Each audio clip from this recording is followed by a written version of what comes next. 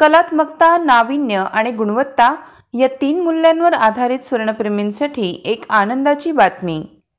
सुवर्णप्रेमींसाठी एक खास भेट म्हणून रतनलालसी बाफना ज्वेलर्सतर्फे द फर्स्ट लुक या भव्य दागिन्यांच्या प्रदर्शनाचे आयोजन करण्यात आले आहे।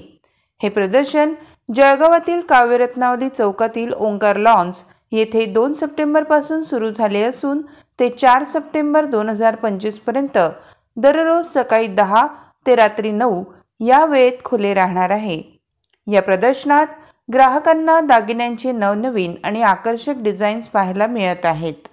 यामध्ये the mini edit collection, the metal and metal collection, the colour code collection, the royal revival collection आणि द फेदरलाइट कलेक्शन यासारख्या विविध श्रेणींचा समावेश आहे।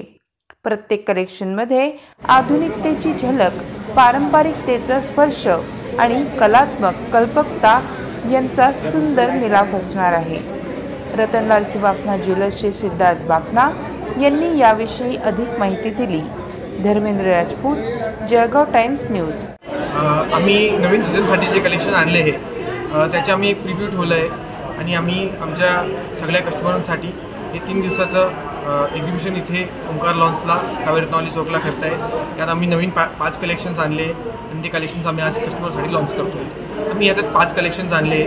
मेटल अँड मेटल कलेक्शन म्हणजे की मेन्ससाठी डायमंडमध्ये, प्लॅटिनममध्ये आणि गोल्डमध्ये मेन्स ज्वेलरी आहे, मेन्स ॲक्सेसरीज आहे आणि आम्ही मिनी एडिट करून लहान मुलांसाठी एक कलेक्शन आणलं आहे किड्ससाठी। तिसरा कलेक्शन आमचा द फेदरलाइट कलेक्शन आहे। त्यात आम्ही लाईट वेट ज्वेलरी 18 कॅरेटमध्ये आणि 22 कॅरेटमध्ये लाईट वेट ज्वेलरी आणली आहे। आणि आमचा एक रॉयल रिवायवल कलेक्शन आहे, त्यात आम्ही अँटिक डिझाईन्सवर एक मॉडर्न ट्विस्ट दिलेला आहे।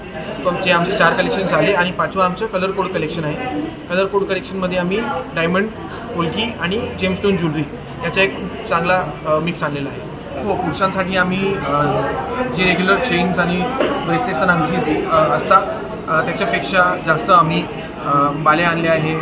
आम्ही प्लॅटिनममध्ये, डायमंडमध्ये ॲक्सेसरीज आणली आहे, वॉचेस आहे, बेल्ट्स आहे, कफलिंग्स आहे, टायपिंग्स आहे, गॉगल्स आहे, हे सगळे आम्ही पुरुषांसाठी आणलेले आहे। आरसी बाफनाकडून आपण काय आवाहन करणार आपल्या ज्वेलर्सला?